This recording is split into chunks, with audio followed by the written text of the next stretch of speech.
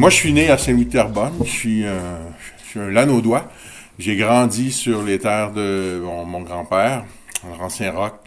Et plus jeune, j'allais à la pêche sur la rivière des Mille-Îles. J'ai mangé de la barbotte que j'ai pêchée dans la rivière des Mille-Îles.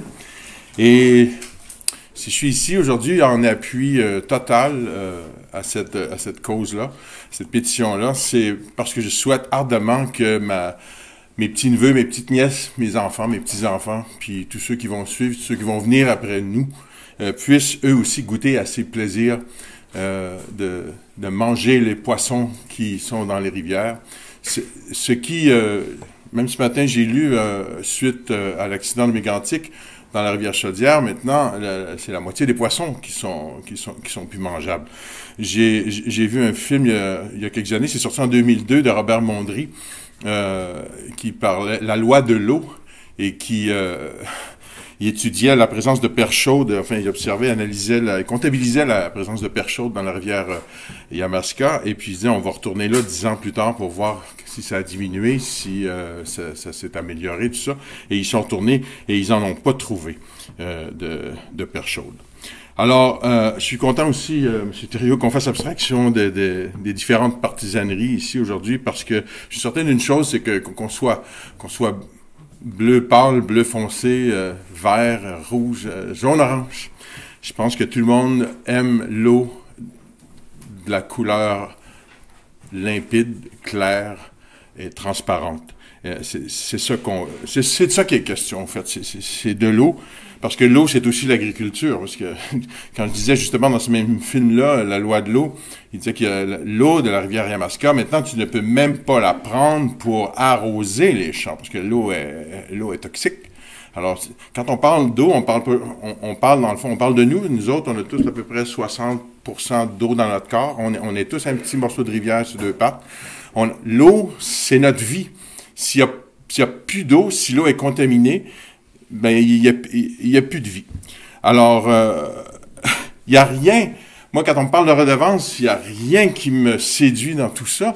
Je peux pas comprendre l'engouement pour de l'argent, pour des jobs qui vont donner de l'argent, si en bout de ligne, on n'a plus de place pour vivre. T'sais. J'en veux un pays, mais un pays avec de l'eau. C'est l'eau, c'est l'environnement, c'est l'eau avec laquelle on va faire pousser nos légumes qu'on va manger.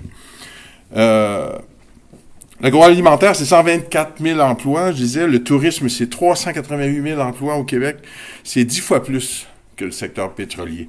Alors, un bris d'oléoduc met en péril, met tout ça à risque.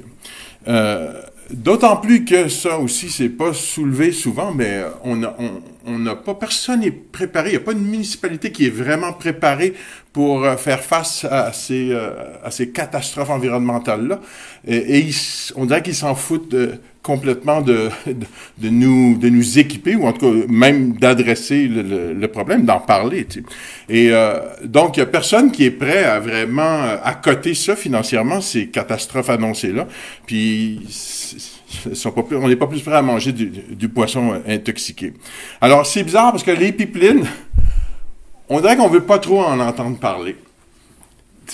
Il y en a, mais il y en a des discours, il y en a, mais on dirait que... Nous autres, on s'est fait dire, moi, je me suis présenté pour le Parti vert aux dernières élections, et Elisabeth May a été... On a refusé la présence d'Elisabeth May à TVA, au débat, sous prétexte que l'environnement n'était pas une préoccupation.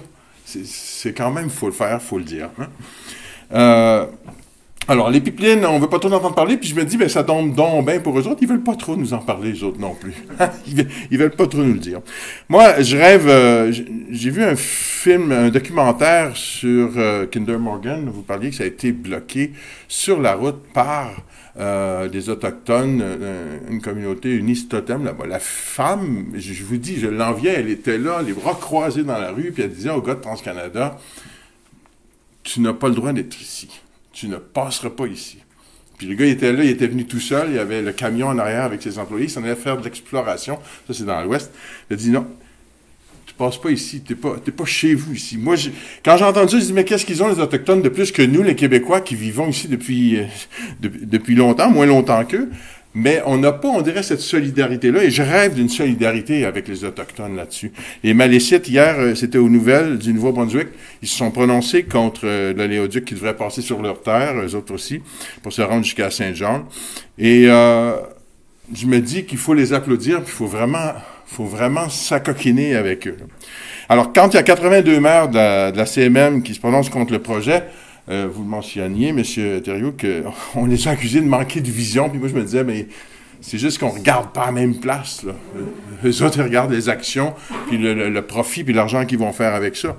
Mais j'ai trouvé ça odieux et vraiment malpoli de faire encore du Québec bashing après cette annonce-là de refus d'acceptabilité.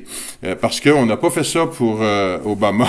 Hein, on n'a pas dit qu'Obama manquait de vision. On ne l'a pas fait pour le pape non plus. Hein. Le pape, on n'a pas dit que tu manques de vision. Là. Il a consacré toute sa dernière encyclique sur ce problème-là du développement industriel. Et les pétrolières, évidemment, sont en première, les premiers accusés. Puis qu'est-ce qu'on peut dire aussi, est-ce qu'on va dire que les 185 pays qui se sont retrouvés à Paris là, au mois de décembre pour la COP 21 manquaient de vision, eux autres aussi? Je trouve qu'ils sont vraiment dans le champ. C'est pas un manque de vision, c'est vraiment un manque de politesse. Enbridge, c'est, je sais pas, les chiffres, j'hésite des fois à les colporter, c'est 48 millions de litres par jour avec Enbridge, TransCanada, 175 millions.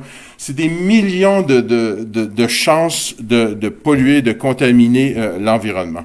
Alors, le pire dans tout ça, là, c'est que le fleuve est sous juridiction fédérale, puis que le dernier mot, puis ça me rentre dedans quand j'écoute Anne-Marie Dussault aux nouvelles dire oui, mais c'est l'ONU qui va décider.